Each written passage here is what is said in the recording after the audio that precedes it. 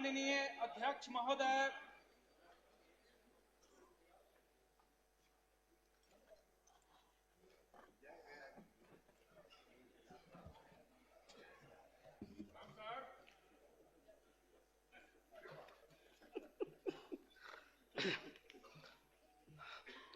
सभा की कार्यवाही प्रारंभ की जाती है।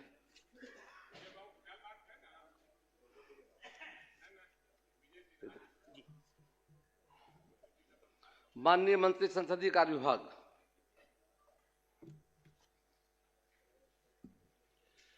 अध्यक्ष महोदय, मैं प्रस्ताव करता हूं कि यह सदन बिहार विधानसभा की लोक लेखा समिति, प्राक्कलन समिति एवं सरकारी उपक्रमों संबंधी समिति के गठन वर्ष 2025-27 की शेष अवधि यथा गठन संबंधी अधिसूचना निर्गत होने की तिथि से 31 मार्च 2027 तक के लिए बिहार विधानसभा की प्रक्रिया तथा कार्य संचालन नियमावली के नियम क्रमशः 237(1), 240(1) एवं 241(1) के परंतुक के तहत निर्वाचन प्रक्रिया को शिथिल कर अध्यक्ष बिहार विधानसभा उन समितियों के सदस्यों का मनोनयन करें।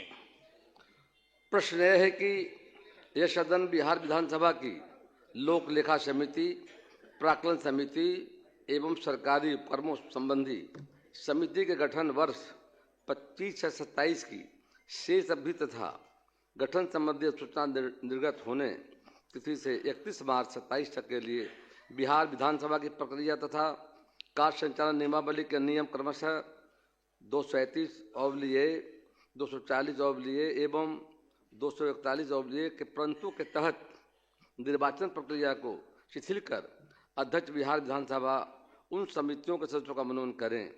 जो इस प्रस्ताव के पक्ष में है वह हाँ कहें, जो इस प्रस्ताव के विपक्ष में वो ना कहें। मैं समझता हूं कि पक्ष में बहुमत है, यह प्रस्ताव स्वीकृत हुआ।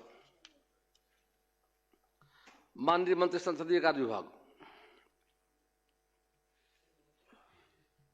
अध्यक्ष महोदय, मैं प्रस्ताव करता हूं कि यह सदन बिहार विधानसभा की प्रक्रिया तथा कार्य संचालन नियमावली के नियम क्रमशः 237(1), 240(1) एवं 241(1) के अनुसरण में बिहार विधान परिषद से सिफारिश करता है कि वह इस सदन के लोक लेखा समिति, प्राक्कलन समिति एवं सरकारी उपक्रमों संबंधी समिति के गठन वर्ष 2025-27 की शेष अवधि यथा गठन संबंधी अधिसूचना निर्गत होने की तिथि से 31 मार्च 2027 तक 6 सदस्यों के लिए बिहार विधान परिषद से क्रमशः 4, 6 एवं 3 सदस्यों को मनोनीत करने के लिए सहमत हूँ तथा बिहार विधान परिषद के सदस्यों के नाम इस सदन को सूचित करें।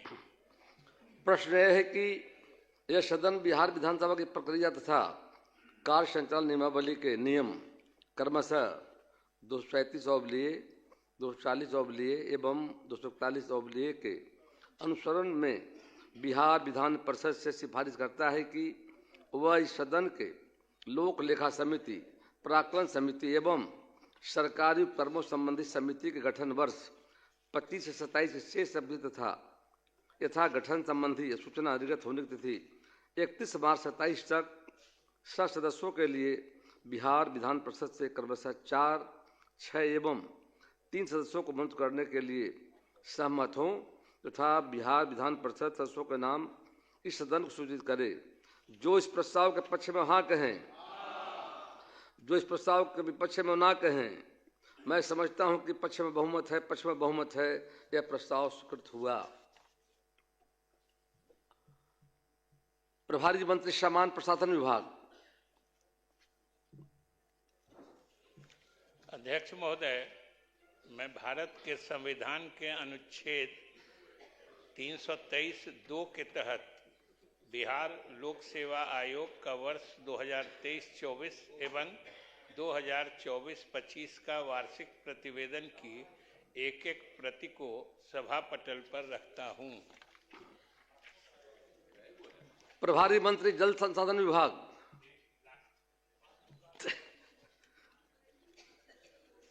महोदय, मैं बांध सुरक्षा अधिनियम 2021 की धारा 45(1) के आलोक में बिहार की निर्दिष्ट बांधों की सुरक्षा स्थिति का वित्तीय वर्ष 2024-25 का आर्थिक प्रतिवेदन की हिंदी एवं अंग्रेजी की प्रति को सभा पटल पर रखता हूं।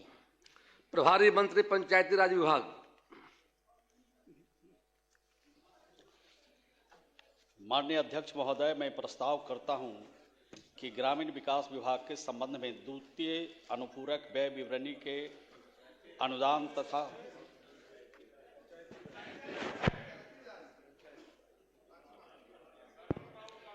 अध्यक्ष महोदय, मैं बिहार पंचायत राज अधिनियम 2006 की धारा 146(2) के आलोक में बिहार राज्य निर्वाचन आयुक्त नियुक्ति एवं सेवा शर्त संशोधन नियमावली 2025 की एक प्रति सभा पटल पर रखता हूं। सभा सचिव।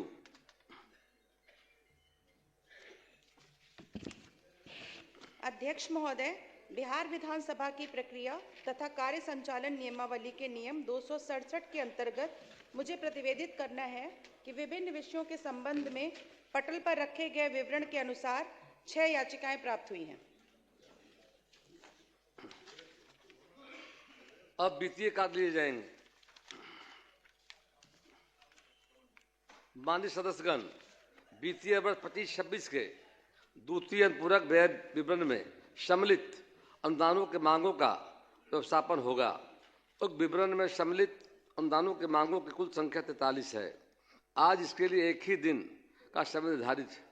अब तक किसी एक विभाग के अनुदान की मांग के प्रस्ताव पर वाद विवाद तथा सरकार का उत्तर एवं मतदान हो सकता है।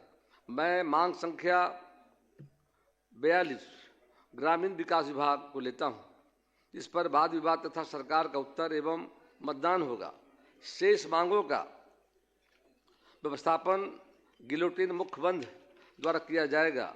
चूँकि आज शुक्रवार का दिन है, इसलिए विमर्श अभी से 12:30 बजे अपराह्न तक होगा। विभिन्न दलों को उनकी सदस्य संख्या के आधार पर समय का आवंटन निम्न प्रकार किया जाता है। इसी क्रम में सरकार को उत्तर के लिए भी समय दिया जाएगा। Bharatiya Janata party 33 minute, Janata Dal United 31 minute, राष्ट्रीय Janata Dal 9 minute, Lok Janshakti party Ram Vilas 6 minute, Indian National Congress 2 minute, Hindustani Awam Morcha 2 minute, AIMIM 2 minute, Rashtriya Lok Morcha 1 minute, CPI-MLL 1 minute, CPI-M 1 minute, Bahujan Samaj party 1 minute, Indian Inclusive party 1 minute. माननीय मंत्री ग्रामीण विकास विभाग अपनी मांग प्रस्तुत करें।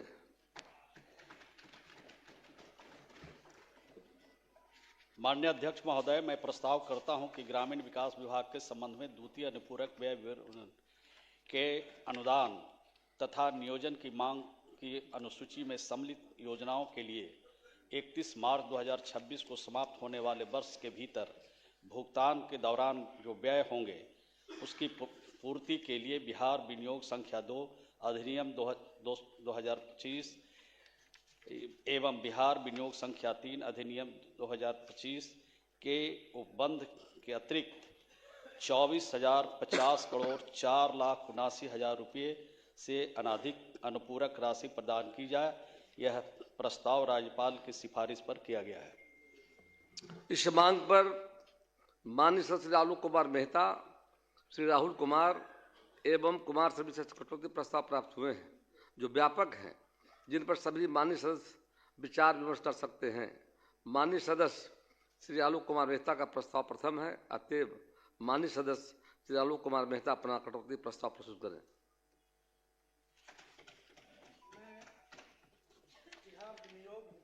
2025 पर 10 रुपए कटौती की मांग पेश करता हूं। 9 मिनट बोलना आपको है। अब समय दिया गया है राष्ट्रीय जनता दल को 9 मिनट का। महोदय, नहीं बोलना चाहते हैं? अध्यक्ष महोदय, बैठ जाइए। अध्यक्ष महोदय, ये द्वितीय अनुपूरक बजट पेश किया गया है। प्रस्ताव सरकार के द्वारा पेश किया गया है। प्रथम जो बजट था, मूल बजट, उसमें लगभग 3.16 लाख करोड़ का प्रावधान था। यह बजट लगभग 92,000 करोड़ का प्रस्तावित प्रावधान है। मैं कहना चाहता हूं कि बजटीय अनुमान में कमी की वजह से और वित्तीय कुप्रबंधन की वजह से बार बार सप्लीमेंट्री बजट लाने की आवश्यकता पड़ती है। यह कोई कोरोना काल नहीं है कि विशेष परिस्थिति में तृतीय बजट पेश किया जाए और हर बजट का साइज जो है, अनुमान और जो वास्तविकता है, दोनों के बीच इतना अंतर हो जाए कि हर बजट में 1/3 के बराबर का बजट पेश किया जाए। यह ऐसा प्रतीत होता है कि जो बजट बनाया जाता है शुरू के वर्ष के शुरू में, उसमें सीरियसनेस नहीं है, उसमें सारे प्रावधानों को व्यवस्थित ढंग से विचार नहीं किया जाता, इसलिए बार बार ऐसे सप्लीमेंट्री बजट की आवश्यकता पड़ती है। बजट बढ़ाने के पीछे और भी कारण है। जैसे जो योजनाएं लागू हुई, उन योजनाओं में यदि देर होती है तो उससे वित्तीय भार सरकार पर पड़ता है। ऐसा लगता है कि यह कॉमन प्रैक्टिस हो गया है कि किसी भी योजना का बजट पास कर दो और उसके बाद समय सीमा, निर्धारित समय सीमा तक वो पूरा न करे और उसके बाद उसको एक्सटेंड करके और उसका बजट बढ़ा दो। यह ऐसा लगता है कि ठेकेदारों की जो मांग है उस पर आधारित इस तरह के प्रावधान किए जाते हैं। यह इस पर रोक लगनी चाहिए। महोदय, सरकार द्वारा द्वितीय अनुपूरक बजट मांग पेश करना यह दर्शाता है कि वित्तीय मामले में सरकार किस तरह कैजुअल अप्रोच अपना रही है। प्रथम अनुपूरक बजट मांग के बाद दूसरा अनुपूरक बजट इस बात का प्रमाण है। मूल बजट की राशि, जिसमें कौन सी ऐसी परिस्थिति उत्पन्न हो गई कि बार बार बजट लाने की आवश्यकता पड़ गई। Fiscal responsibility and budget management act 2003 भी इस तरह के प्रावधान विशेष परिस्थिति में इस तरह की इजाजत देता है। इसलिए वित्तीय घाट, जो वित्तीय निर्धारित सीमा के अंदर यदि वित्तीय घाट, ये अतिरिक्त व्यय FRBM एक्ट में फिस्कल डेफिसिट वित्तीय घाटा की निर्धारित सीमा के अंदर है। अगर सकल घरेलू उत्पाद GDP के 3% की सीमा से अधिक है तो क्या आज कोरोना या इस तरह की आपदा वाला समय है? आपदा तो असमय, अभी कटाव चल रहा है, बाढ़ की स्थिति आई, लेकिन ऐसा लगता ही नहीं है कि उसके ओरिएंटेशन के हिसाब से बजट का प्रावधान किया जा रहा है। अनुपूरक बजट में संसाधन कहां से आएंगे? क्या वो लोन लिया जाएगा या फिर जनता पर टैक्स लादा जाएगा? इस बात के का भी जिक्र बजट के अंदर होना चाहिए था, लेकिन यह नहीं है। सरकार के सामने कई प्रश्न हैं। यह साफ करना चाहता हूं कि अनुपूरक बजट विकास का नहीं बल्कि सरकार की विफलताओं को छिपाने का बजट है।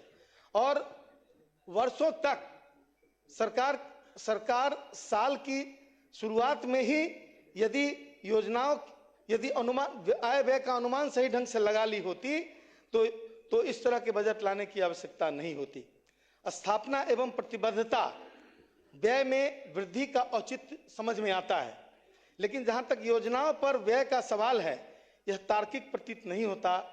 अतिरिक्त सरकार कहती है कि इसमें योजनाओं के लिए अतिरिक्त राशि मांगी गई है, लेकिन मैं पूछना चाहता हूं कि पिछले बजट में आवंटित राशि का क्या हुआ?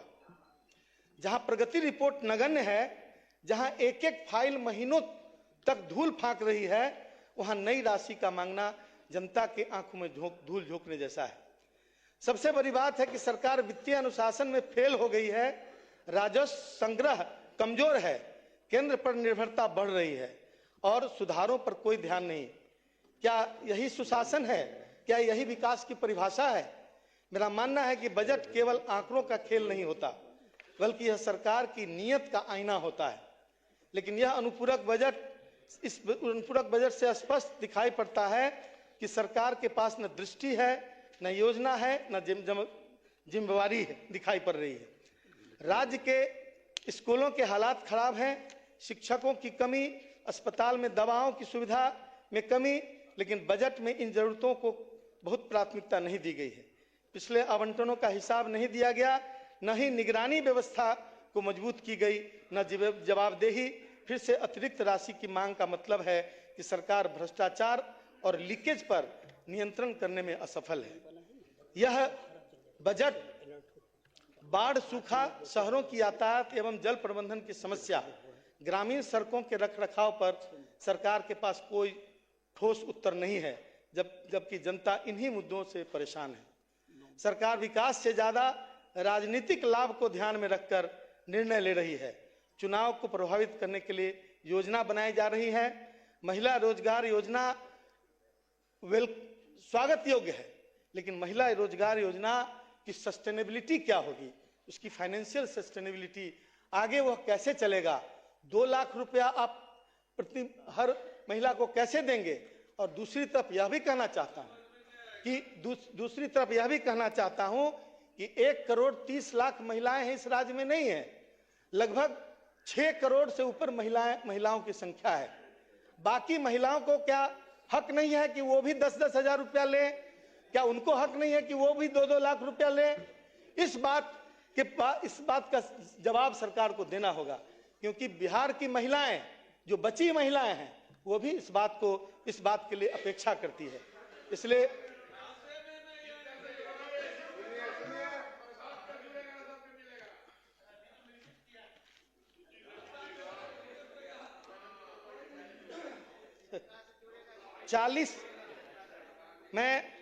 मैं कुछ बिंदुओं की तरफ ध्यान दिलाना चाहता हूं।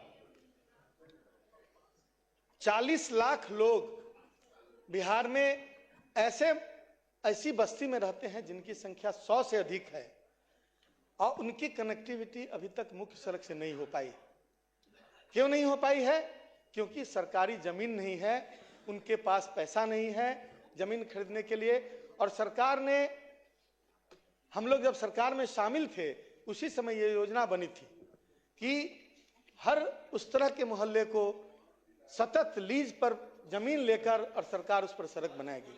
कई बार चर्चा हुई और यहाँ तक कि कैबिनेट में भी इसकी चर्चा हुई। मुख्यमंत्री ने बहुत जोर देकर संबंधित पदाधिकारियों को बोला कि इसको तुरंत इंप्लीमेंट कीजिए, लेकिन आज तक वो लोग अपमान सहने के सिवा उनके पास कोई उपाय नहीं है। जमीन वालों की जमीन दूसरे लोगों की जमीन पर चलते हैं, और सड़क नहीं रहने की वजह से वहां शादी ब्याह भी मुश्किल हो गया है, और जो बीच बीच में उन्हें रोका जाता है, अपमानित किया जाता है, ताकि वो उनकी निजी जमीन पर नहीं चल सके। इस तरह की समस्याएं, नल जल योजना से जुड़ी हुई समस्याएं, लाखों शिकायतें हैं। शिकायतों का बिल्कुल जो तुगलकी डिसीजन होता रहा है कि कभी पंचायत को दे दिया, कभी पीएचडी को दे दिया, और इस बीच में झूलता हुआ आम आदमी, जिसके दरवाजे पर मोहल्ला का मोहल्ला ऐसा पड़ा हुआ, समाप्त हो रहा है। मोहल्ला का मोहल्ला ऐसा पड़ा हुआ है जहां पर अभी तक पाइपलाइन तक नहीं बिछी है। बैठ जाए महोदय, बुलडोजर पर मैं कुछ कहना चाहता हूं। यह बुलडोजर संस्कृति को लाने की, महोदय एक मिनट में अपने बुलडोजर संस्कृति बैठ जाइए। बिहार की माननीय सदस्य मनोहर सिंह धरती के बिल्कुल विपरीत है। माननीय सदस्य मनोहर सिंह की समस्याओं पर ध्यान देकर, और महोदय बुलडोजर संस्कृति को शुरू नहीं होने दिया जाए। जीविका क्या है, मैं सरकार से अनुरोध करूंगा जीविका के बारे में। माननीय सदस्य मनोहर सिंह जी, माननीय प्लीज बैठ जाइए, आपका समय समाप्त हुआ। आलोक बाबू प्लीज, समय समाप्त हो गया। माननीय अध्यक्ष महोदय, प्लीज। माननीय अध्यक्ष महोदय, बोलिए। माननीय अध्यक्ष महोदय, माननीय अध्यक्ष महोदय, यह विनियोग विधेयक लाया गया है, इसमें कई त्रुटियां हैं और जो जनता ने जो विश्वास सरकारी दल को दिया है उस विश्वास के अनुरूप नहीं है। महोदय, अब तो जनता पछता रही है कि हम किस संगठन किस दल को बहुमत दे दिए, लेकिन महोदय अब तो लेकिन अब पछताने से क्या होगा महोदय? पछताने से क्या होगा? जनता पछता रही है, उससे पछताने से क्या होगा कि महोदय यह सवाल बात करने का है, टोका टोकी करने का नहीं है।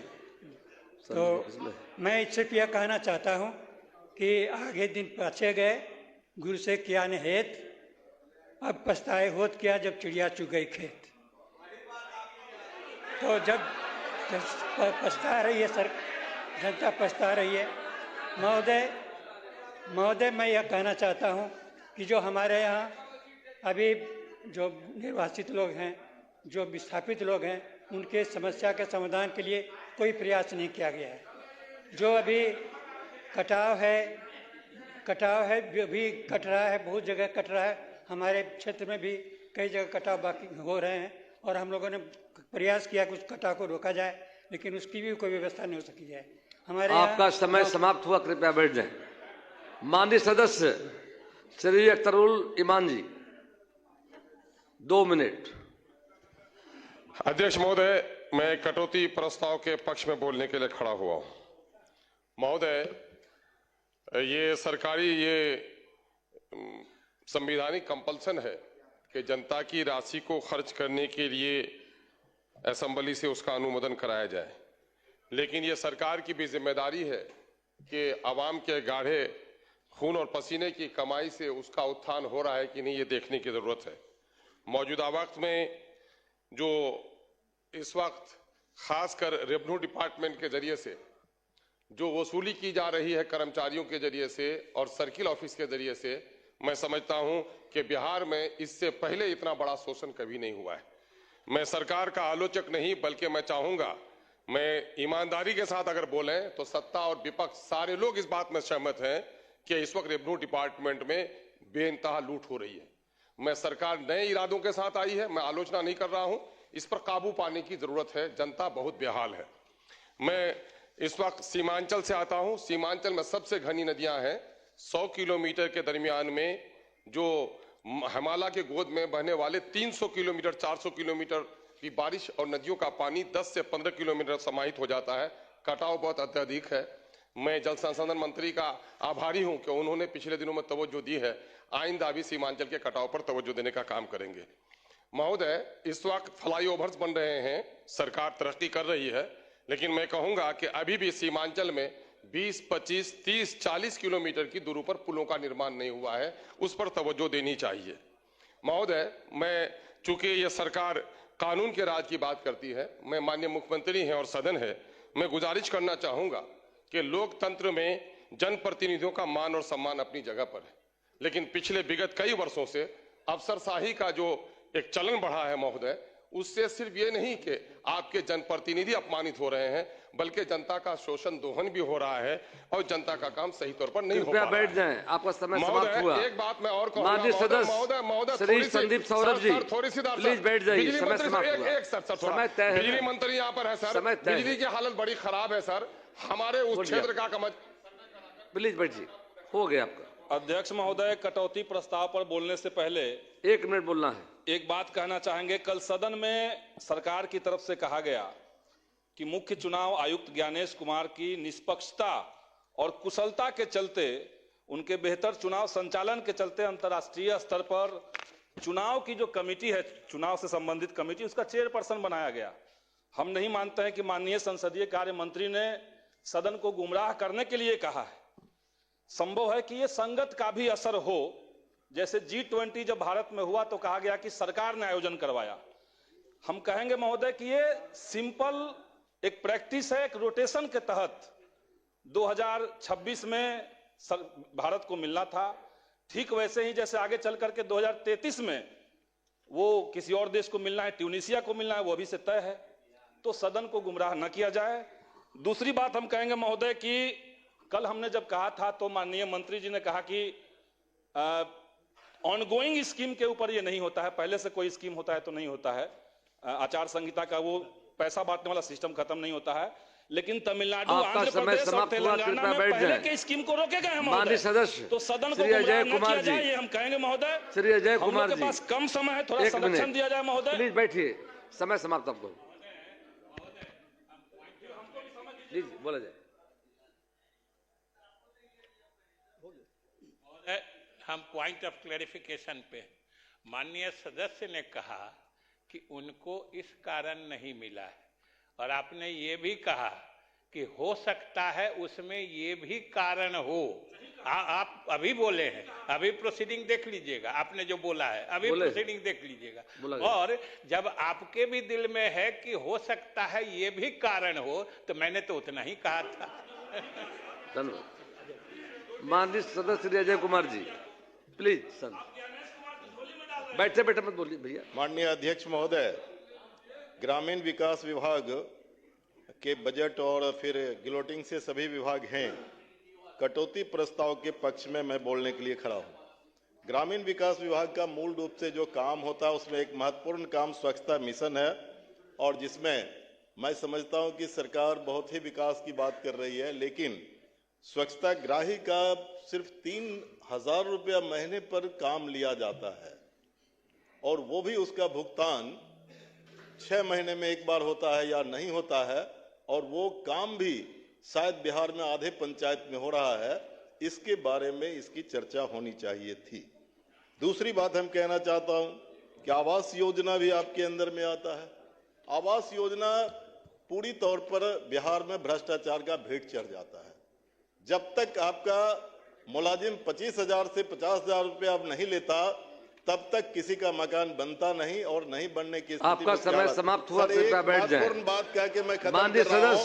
सदस्य श्री इंद्रजीत प्रसाद गुप्ता, खरीद सर, धान की माननीय खरीद सदस्य पूरे बिहार में नहीं हो रही है। समय समाप्त। नेता सदन बैठे हुए हैं, इसीलिए मैं माननीय कह रहा हूं, सदस्य पूरे बिहार में किसान का धान नहीं खरीद हो रही है, इसलिए इसको संज्ञान में लेकर के इस पर। अध्यक्ष महोदय, इस बजट सत्र आएगा मार्च में। इस कटौती प्रस्ताव के विपक्ष में बोलने के लिए खड़ा हुआ हूं मैं, लेकिन मैं सिर्फ ये जानना चाहता हूं, नया हूं, बहुत कुछ पढ़ा नहीं, बहुत चीज जानता नहीं, लेकिन मैं ये समझता हूं कि ये मात्र द्वितीय अनुपूरक बजट है। आने वाले 5 साल में हर एक साल आएगा, क्या आएगा ये पता नहीं, लेकिन ये जो 24,000 से आपने ज्यादा बढ़ा, आप सबों का ट्रेनिंग करवाया जाएगा, जो नए सदस्य आए हैं ना, ट्रेनिंग सेशन का तो इंतजार कर रहा हूं महोदय, लेकिन मैं चाहता हूं जो इम्प्लीमेंटेशन और जो बजट के जो बीच का गैप होता है, जो बढ़ाना पड़ता है बार बार, या तो ठीक से बनाया नहीं जाता, अगर बनता है तो कहीं न कहीं जो लीकेज होता है उस पर मैं सदन से अनुरोध करूंगा कि उस पर रोक लगाने की कोशिश करें, ताकि हमारा ये द्वितीय हो, तृतीय चौथी नहीं आए। बहुत बहुत धन्यवाद। Thank you very much. माननीय सदस्य श्री सतीश कुमार सिंह यादव, 1 मिनट।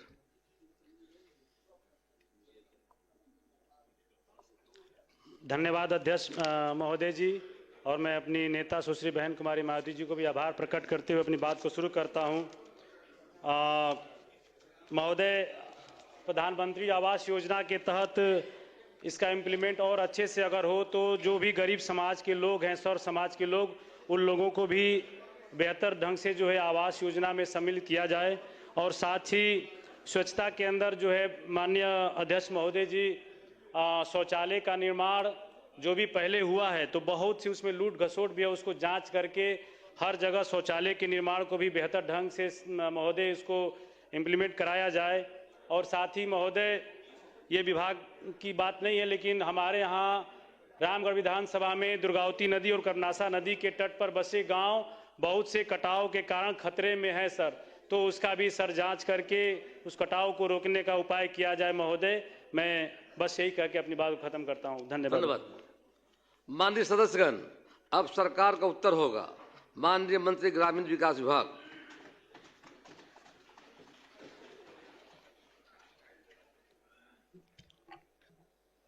अध्यक्ष महोदय, राज्य की कुल आबादी में से लगभग 89% लोग गांव में निवास करते हैं।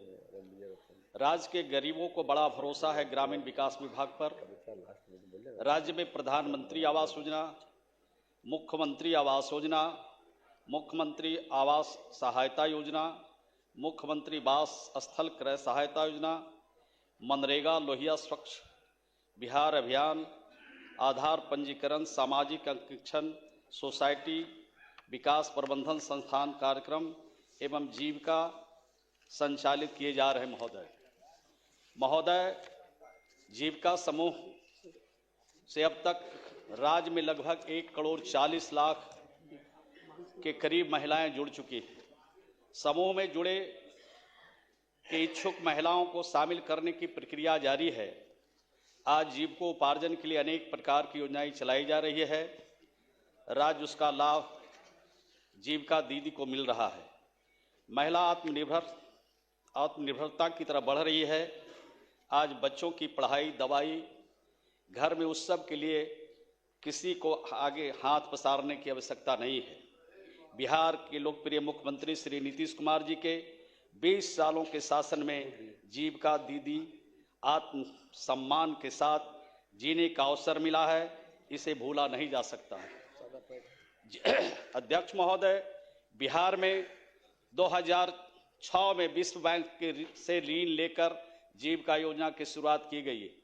जीविका योजना में स्वयं सहायता समूह का गठन कराया गया। आज बिहार देश का पहला राज्य है जहां महिलाओं को आत्मनिर्भर बनाने के लिए कई प्रकार की योजनाएं चलाई जा रही है। इस योजना को पूरी तरह धरातल पर उतारने के लिए बिहार के विकास पुरुष के नाम से प्रसिद्ध लोकप्रिय मुख्यमंत्री श्री नीतीश कुमार जी का योगदान को भूला नहीं जा सकता है। कृषि से जुड़कर काम करने वाले परिवारों की संख्या 42,54,000 से ज्यादा है। पशुपालन क्षेत्र में काम करने वाले परिवारों की संख्या 12,04,000 से भी ज्यादा है। अध्यक्ष महोदय, हर प्रखंड में सिलाई सेंटर के माध्यम से प्रशिक्षण तथा रोजगार के अवसर दिए जा रहे हैं। अब तक 40,000 से ज्यादा जीविका की दीदियों को प्रशिक्षण दिया जा चुका है। वित्तीय वर्ष 25-26 में लगभग 50,000 से ज्यादा जीविका की दीदियों को रोजगार उपलब्ध इन क्षेत्रों में किया गया है। आंगनवाड़ी के बच्चों के कपड़े की सिलाई का काम भी जीविका दीदी को मिला है, जिसमें 1 लाख जीविका की दीदियों को स्वरोजगार उपलब्ध हुआ है तथा दूसरे विभाग से भी संपर्क किया जा रहा है। काम का अवसर प्रदान करने की दिशा में बातचीत जारी है। राज्य के अस्पतालों में बेहतर स्वास्थ्य सेवा बहाल करने के लिए जीविका की दीदियों को परामर्शी के रूप में काम करने का अवसर मिला है। अध्यक्ष महोदय, राज्य के सभी मेडिकल कॉलेज, जिला अस्पताल, सदर अस्पताल और मंडल अस्पतालों में खाना बनाने के लिए साफ सफाई का काम जीविका की दीदियों को दिया गया है। इसमें 30,960 लोगों को स्वरोजगार दिया गया है। राज्य में स्थित तालाबों को देखभाल के लिए जीविका दीदी को जिम्मेदारी दी गई है, जिसमेमें 754 दीदी को स्वरोजगार का अवसर प्रदान किया गया है तथा सालाना मत्स्य पालन के क्षेत्र में 90,68,000 दीदियों को जीविका उपार्जन चल रहा है। सतत जीविकोपार्जन का लाभ देने वाले की संख्या 2,01,218 है, जिन्हें राज्य के खजाने से 2 लाख रुपए तक आर्थिक सहायता दी गई है। अध्यक्ष महोदय, हमारे विपक्ष के लोग कहते हैं कि ये जीविका की दीदियों को 2 लाख रुपया आप कहां से देंगे। मैं बताना चाहता हूं, बिहार के लोकप्रिय मुख्यमंत्री ने सतत जीविकोपार्जन योजना चलाया। जो ताड़ी बेचकर जिंदगी बसर करते थे, जो शराब बेच करके जिंदगी बसर करते थे, वैसे परिवार जिनका परिवार जो हाशिए पर खड़ा था, घर का कमाने वाला दुनिया में नहीं है, वैसे लोगों को भी चिन्हित किया और 2,01,000 परिवार को चिन्हित करके उनको 2-2 लाख के अंदर उनको सहायता देके उनके जीवन में नयापन लाया गया। राज्य के हर पंचायत में जीविका भवन का निर्माण हो रहा है। राज्य में कौशल विकास के क्षेत्र में लगभग 4,08,000 से ज्यादा हम युवा युवतियों को नियोजन किया है। बिहार में लगभग आज 31,71,000 से ज्यादा आज जीविका दीदी लाखपति बन चुकी है। महोदय, हमने काम किया है। हमने महिलाओं को सशक्त बनाया है और सशक्त बनाने के ही आधार पर आज जिनकी आमदनी 2000 थी, 4000 थी, 6000 थी, उनको आज लाखपति दीदी बनाया है। और इसी प्रकार का और भी कौशकी दूध उत्पादन समिति बनाकर हमने काम किया है और 34,489 दीदी जोड़कर यहाँ पर प्रतिवर्ष 1,20,00,000 रुपया उनकी आमदनी हो रही है। सालाना टर्नओवर 128 करोड़ है। हर क्षेत्र में महिलाओं को आत्मनिर्भर बनाने की दिशा में काम चल रहा है। महोदय, महिला रोजगार की बात करते हैं और हमारे माननीय सदस्य, महिला रोजगार की चिंता आप ज़्यादा नहीं कीजिए। जो हमारी सरकार, बिहार के मेरे मुख्यमंत्री ने जो वादा किया है, पहले भी एक एक करके निभाया है और आने वाले दिनों में एक एक करके उसको हम लोग पूरा करेंगे। बिहार की सरकार और बिहार के लोकप्रिय मुख्यमंत्री श्री नीतीश कुमार जी ने राज्य की महिलाओं को आत्मनिर्भर बनाने के उद्देश्य से आर्थिक सशक्तिकरण की दिशा में ऐतिहासिक कदम उठाते हुए मुख्यमंत्री आपने अपनी बातों को रखा है, आपने अपनी बातों को रख दिया है, अब सरकार का उत्तर हो रहा है। इस योजना का कार्यान्वयन जीविका द्वारा किया जा रहा है। देश का पहला राज्य बिहार है जहां प्रत्येक परिवार की एक महिलाओं को अपनी पसंद का रोजगार चुनने का अधिकार दिया गया और उनके खाते में 10-10 हजार रुपया दिया गया, यानी 2 लाख और अतिरिक्त राशि भी उनको दिया जाएगा। अध्यक्ष महोदय, यह राशि महिलाओं के रोजगार के लिए है जिससे उनके परिवार की आमदनी बढ़े, जीवन स्तर में सार्थक सुधार हो सके। अध्यक्ष महोदय, महिलाओं के उत्पादों की बिक्री के लिए गांव से शहर तक हाट बाजार विकसित किए जा रहे हैं। ऐसे ही पैसा नहीं दिया जा रहा है, उनको अन्य प्रकार की सुविधा भी दी जा रही है। इस योजना के अंतर्गत 1,56,00,000 से ज्यादा दीदियों को रोजगार पर गतिविधि संचालन हेतु 10,000 रुपया उनके खाते में दी जा चुकी है। अध्यक्ष महोदय, जीविका राष्ट्रीय स्तर पर सामुदायिक संगठन एवं स्वास्थ्य संपोषण तथा स्वच्छता के लिए संसाधन नेशनल रिसोर्स ऑर्गेनाइजेशन के रूप में भी कार्य कर रही है। इस राज्य की दीदी दूसरे राज्य में भी जाकर के वहां पर प्रशिक्षण देने का काम कर रही है। आपको मैं बताना चाहता हूं कि ये प्रशिक्षण देने का काम दूसरे राज्यों में भी हमारी दीदियां कर रही है। तो आप सोच सकते हैं, ये प्रदेश हैं झारखंड, उत्तर प्रदेश, राजस्थान, आसाम, अरुणाचल, उत्तराखंड भेजे गए हैं 12,664 दीदी और लगभग 100 करोड़ इन सामुदायिक संसाधन सेवी CRPS के अर्जित किया गया है। अध्यक्ष महोदय, हमारा जो अंतिम अध्यक्ष महोदय, ये विपक्ष में जो लोग बैठे हैं महोदय, कितना भड़काने का काम किया बिहार की महिलाओं को। अध्यक्ष महोदय, विपक्ष के नेता और राजद के साथ महागठबंधन के जितने नेता थे, ये क्या कह रहे थे, ये इसमें सूद लगेगा, ये पैसा जो दिया गया है ये लौटाना पड़ेगा।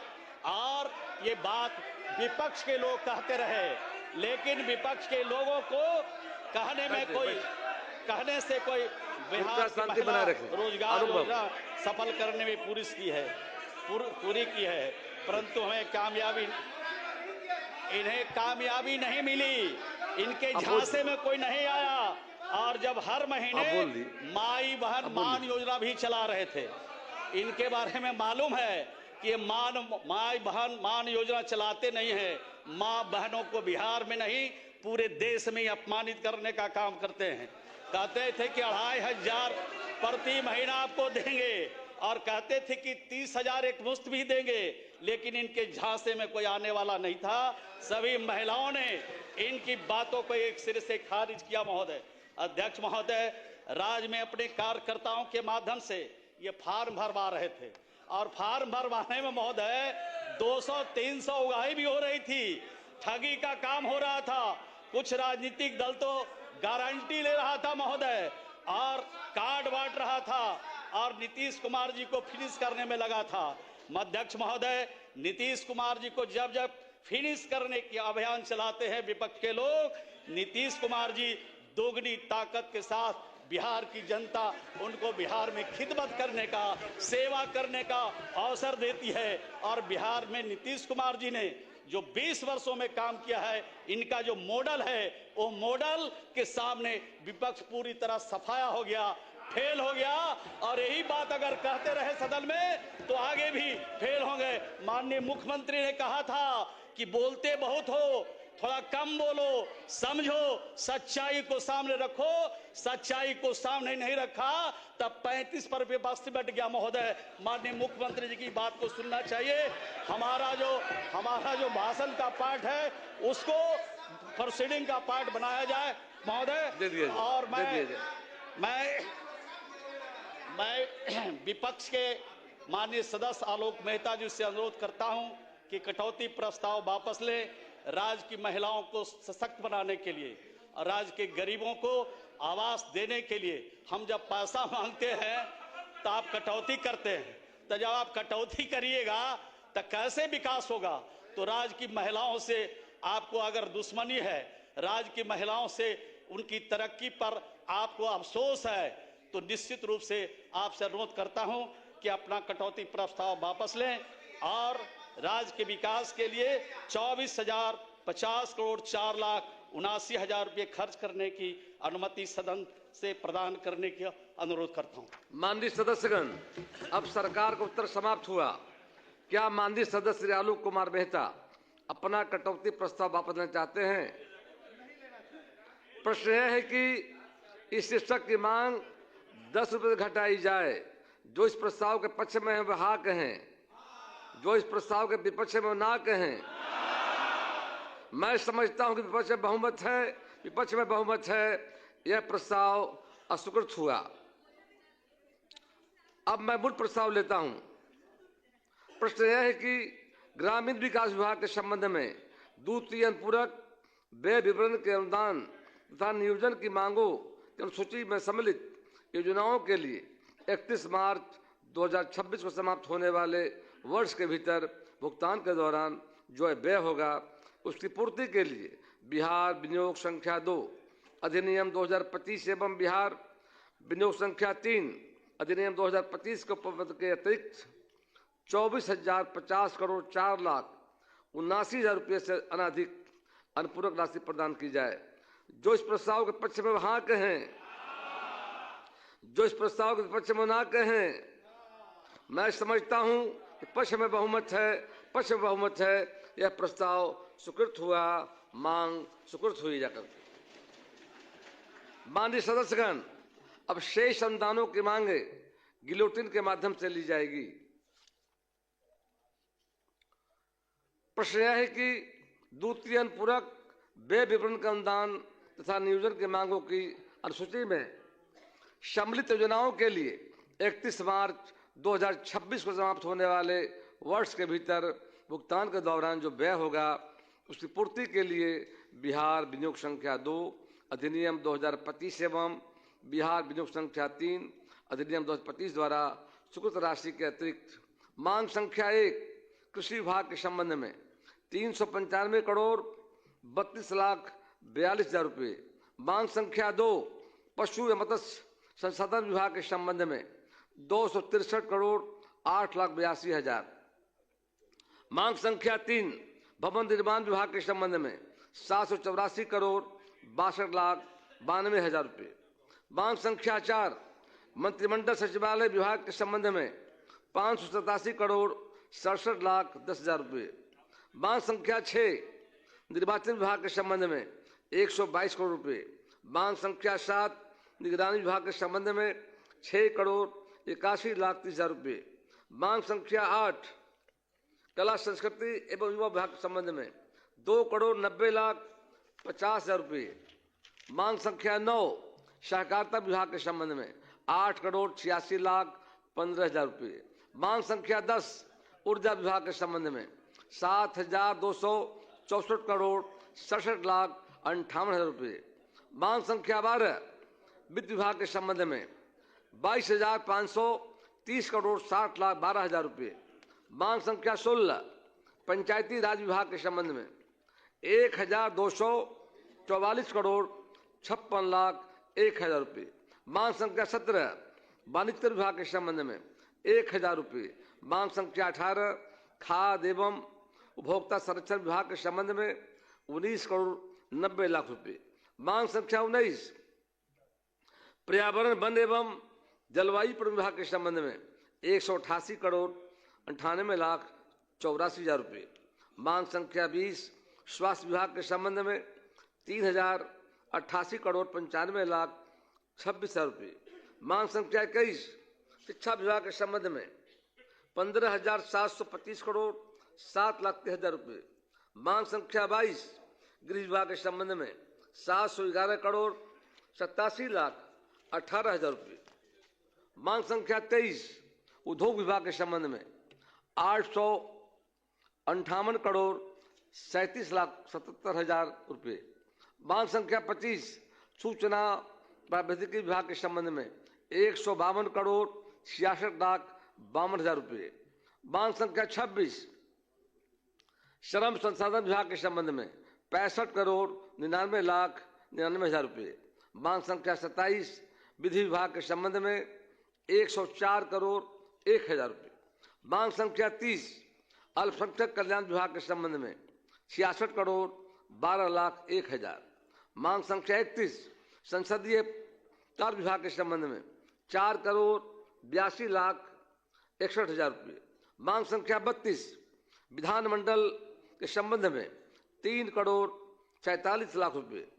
मांग संख्या 33 सामान्य प्रशासन विभाग के संबंध में 113 करोड़ 14 लाख 42 हजार रुपये। मांग संख्या 35 योजना एवं विकास विभाग के संबंध में 96 करोड़ 12 लाख रुपये।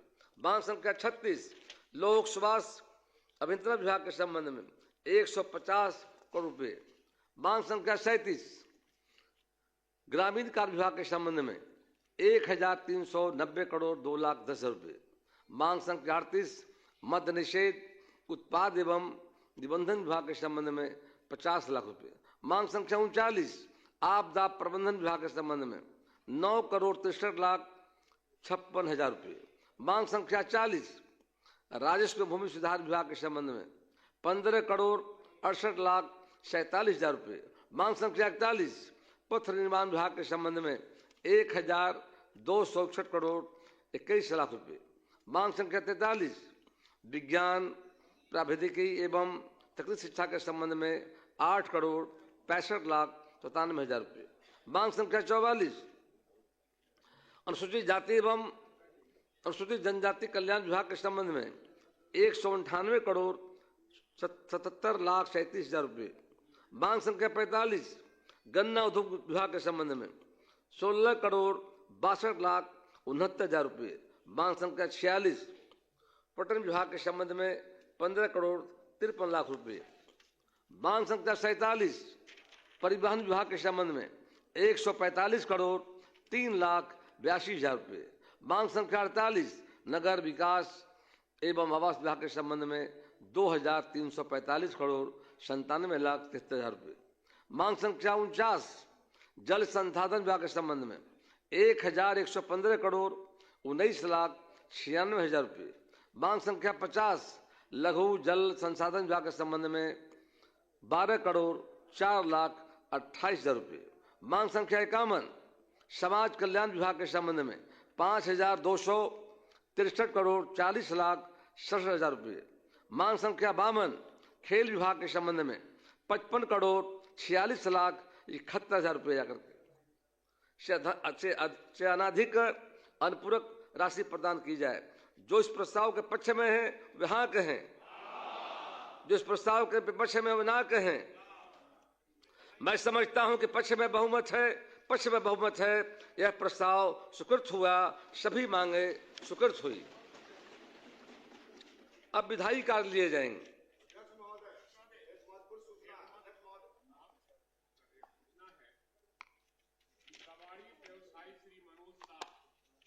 हत्या मैंने पुलिस थाने में उसको पीट पीट कर हत्या सौर बाजार में सरकार देख लेगी, अब बता दी।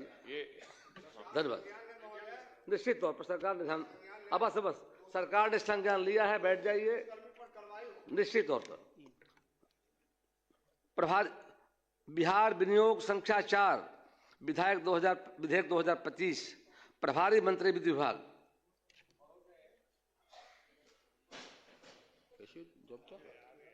महोदय, मैं प्रस्ताव करता हूं कि बिहार विनियोग संख्या 4 विधेयक 2025 को पुनर्स्थापित करने की अनुमति दी जाए।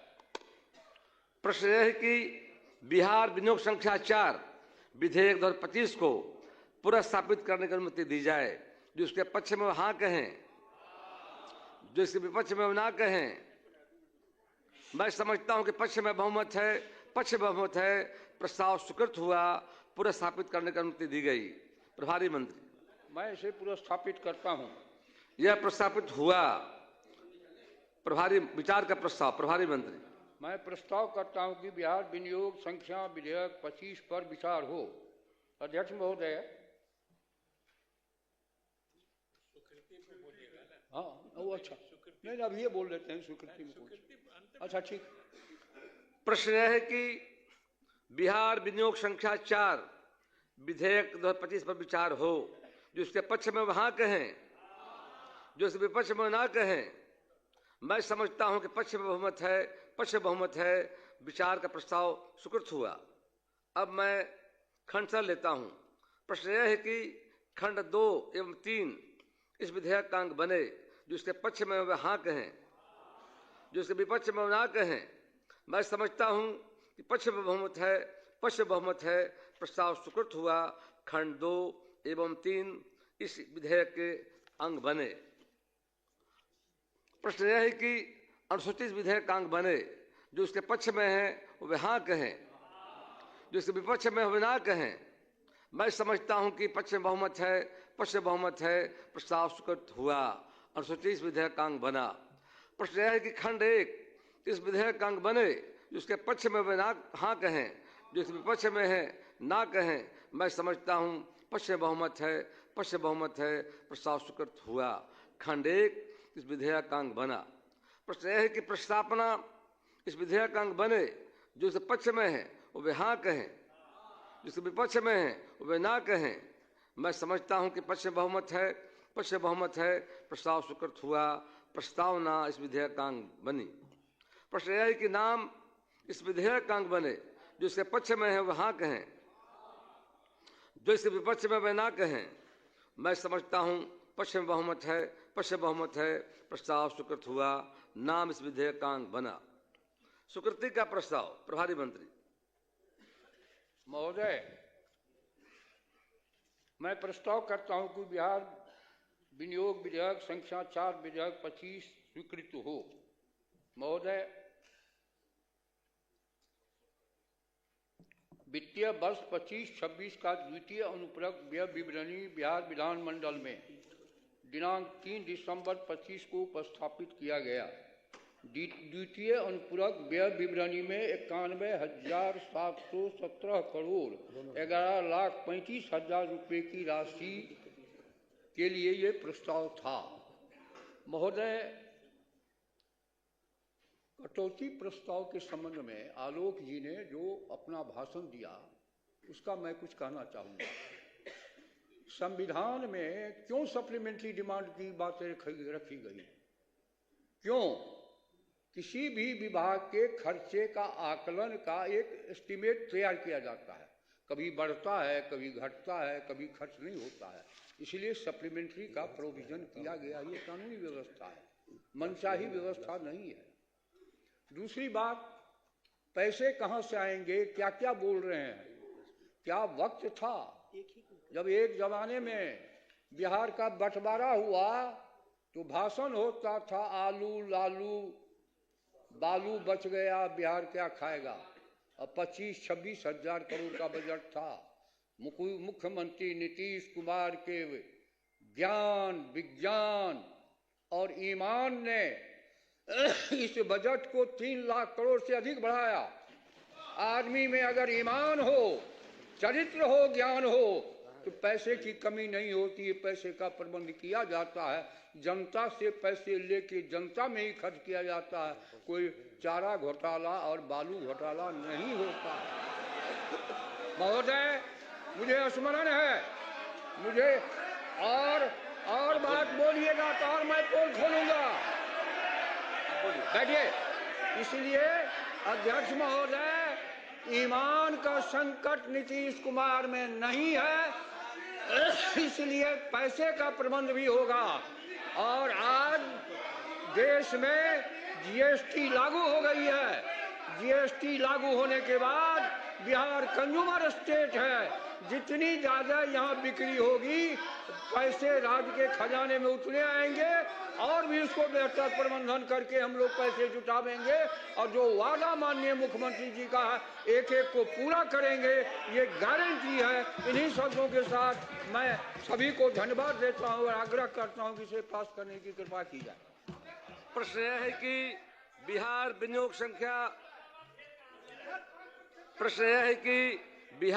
संख्या 4 विधेयक 2025 स्वीकृत हो। जिसके पक्ष में है वे हाँ कहें, जो इसके विपक्ष में ना कहें।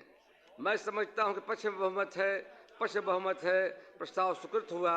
बिहार विनियोग संख्या 4 विधेयक 2025 स्वीकृत हुआ। माननीय सदस्यगण, राज्य में सामान्य निर्वाचन के बाद अष्टादश बिहार विधानसभा का गठन हुआ। गठन के उपरांत इसके प्रथम सत्र की बैठक दिनांक 1 दिसंबर 2025 से प्रारंभ होकर आज दिनांक 5 दिसंबर 2025 समाप्त हो रही है। इस सत्र में कुल 5 बैठकें हुई। सत्र के प्रथम दिन दिनांक 1 दिसंबर 2025 को अस्थायी अध्यक्ष का द्वारा अष्टादश बिहार विधानसभा के लिए नवनिर्वाचित माननीय सदस्यों में से 236 माननीय सदस्यों को शपथ ग्रहण कराया गया एवं दिनांक 2 दिसंबर 2025 को 5 माननीय सदस्यों को शपथ ग्रहण कराया गया। इसी दिन अष्टादश बिहार विधानसभा के अध्यक्ष का निर्वाचन भी हुआ। दिनांक 3 दिसंबर 2025 को माननीय राज्यपाल द्वारा ससंवेद दोनों सदनों के सदस्यों को संबोधित किया गया। आसन द्वारा सदन नेता के रूप में माननीय मुख्यमंत्री श्री नीतीश कुमार जी तथा नेता विरोधी दल के रूप में श्री तेजस्वी प्रसाद यादव जी के नाम की घोषणा की गई। इस सत्र में राज्यपाल द्वारा प्रख्यापित 2 अध्यादेश क्रमशः बिहार आकस्मिकता निधि संशोधन अध्यादेश 2025 एवं बिहार नगरपालिका संशोधन अध्यादेश 2025 सदन पटल पर रखे गए। सभा सचिव द्वारा कुल 11 अनुमत विधेयकों का एक विवरण सदन पटल पर रखा गया। इसी दिन वित्त विभाग के प्रभारी मंत्री द्वारा वित्तीय वर्ष 25-26 का द्वितीय पूरक व्यय विवरण को सदन में उपस्थापित किया गया एवं विभिन्न विभागों के प्रतिवेदन एवं नियमावली की प्रति सदन पटल पर रखी गई। कुल 5 जननायकों के निधन पर उनके प्रति शोक व्यक्त किया गया। इस सत्र में बिहार राज्य के विभिन्न विश्वविद्यालयों के सीनेट की सदस्यता के लिए बिहार विधानसभा के सदस्यों को मनोनीत करने हेतु अध्यक्ष बिहार विधानसभा को प्राधिकृत किया गया। दिनांक 4 दिसंबर 2025 को माननीय श्री नरेंद्र नारायण यादव जी को अष्टादश बिहार विधानसभा का उपाध्यक्ष बनाया गया। इसी दिन माननीय राज्यपाल महोदय के अभिभाषण पर माननीय सदस्य श्री राणा रणधीर जी द्वारा धन्यवाद प्रस्ताव प्रस्तुत किया गया, जिसका अनुमोदन माननीय सदस्य श्री राम विलास कामा जी द्वारा किया गया। वाद विवाद में माननीय मुख्यमंत्री द्वारा सरकार की उपलब्धियों को दर्शाया गया है और अंत में माननीय मुख्यमंत्री श्री सम्राट चौधरी जी के द्वारा उत्तर दिया गया। तत्पश्चात धन्यवाद का प्रस्ताव सदन द्वारा स्वीकृत हुआ। दिनांक 5 दिसंबर 2025 को वित्तीय वर्ष 25-26 के द्वितीय पूरक व्यय विवरणी में सम्मिलित ग्रामीण विकास के अनुदान की मांग पर वाद विवाद हुआ तथा सरकार के उत्तर के बाद मांग स्वीकृत हुई एवं शेष मांगे गिलोटिन के माध्यम से स्वीकृत हुई। तत्पश्चात संबंधित विनियोग विधेयक भी स्वीकृत हुआ। सत्र के दौरान बिहार विधानसभा के तीनों वित्तीय समितियों के वर्ष 25 से 27 की शेष अवधि के गठन में सदस्यों के मनोनयन हेतु अध्यक्ष बिहार विधानसभा को प्राधिकृत किया गया। इस सत्र में कुल 16 निवेदन प्राप्त हुए, जिनमें 15 स्वीकृत एवं 1 अस्वीकृत हुआ। कुल 9 याचिकाएं प्राप्त हुई, जिनमें 6 स्वीकृत एवं 3 अस्वीकृत हुई।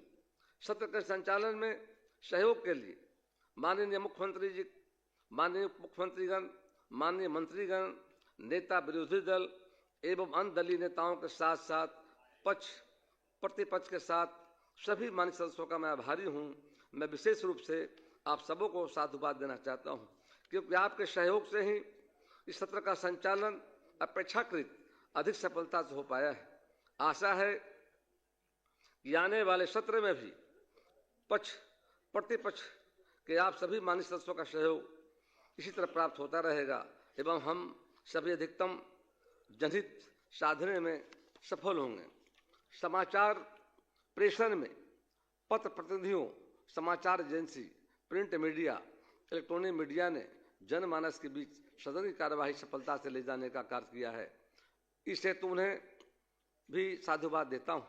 सभा के कार्य संचालन में सभा सचिवालय के पदाधिकारियों एवं कर्मचारियों तथा बिहार सरकार के पदाधिकारियों, कर्मचारियों सहित पुलिस बल के जवानों ने जिस तत्परता एवं लगन एवं निष्ठा से अपने कर्तव्यों का निर्वहन कुशलतापूर्वक किया है, इसके लिए भी धन्यवाद के पात्र हैं। 9 वर्ष के शुभागमन में मैं प्रदेश की जनता एवं आप सबों के उज्ज्वल की सुखद जीवन की मंगल कामना करता हूँ। 7 सदन का हो तो इतिहास नया बनेगा, 7 सदन का हो तो इतिहास नया बनेगा, यह समृद्ध बिहार अपना कीर्तिमान नया गढ़ेगा। कर्मभूमि है निखिल महितल, जब तक नर की काया तब तक है जीवन के कण कण में अपना कर्तव्य समाया। सत्र के समापन के अवसर पर पक्ष एवं विपक्ष के सभी मान्य सदस्यों को मेरी ओर से रवि का तेज, सोम की शीतलता, मंगल का सौर्य, बुद्ध का प्रज्ञा, गुरु का ज्ञान, शुक्र का वरदान, शनि का भयदान, अहर्निश रात दिन मिलता रहे, राज्य के विकास में 2 गुण उत्साह से कार्य करते रहें। बेहतर बिहार, सुंदर बिहार, विकसित बिहार के निर्माण में सभी मिलजुल कर कार्य करें, यही 18वीं बिहार विधानसभा में हमारी कामना है। जय भारत, जय बिहार, विकसित बिहार। माननीय सदस्यगण, अब बिहार गीत होगा, कृपया आप सब अपने अपने स्थान पर खड़े हो जाएं।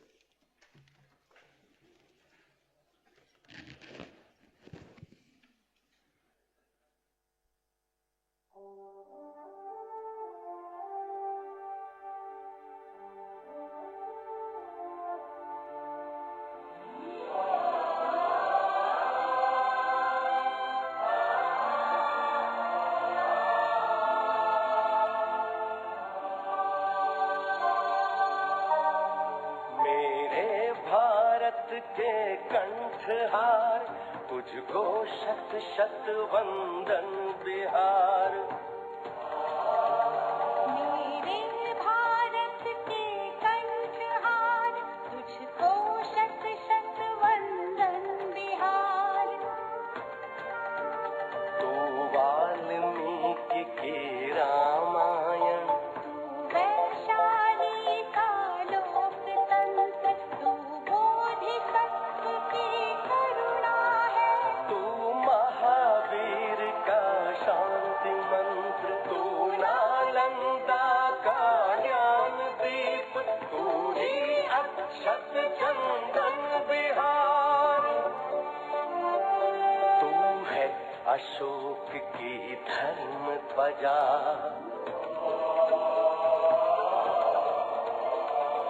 गुरु गोविंद की वाणी है। तू आर्यभट्ट, तू शेर शाह, तू कुंवर सिंह बलिदानी है। तू बापू की है कर्म भूमि, धरती का नंदन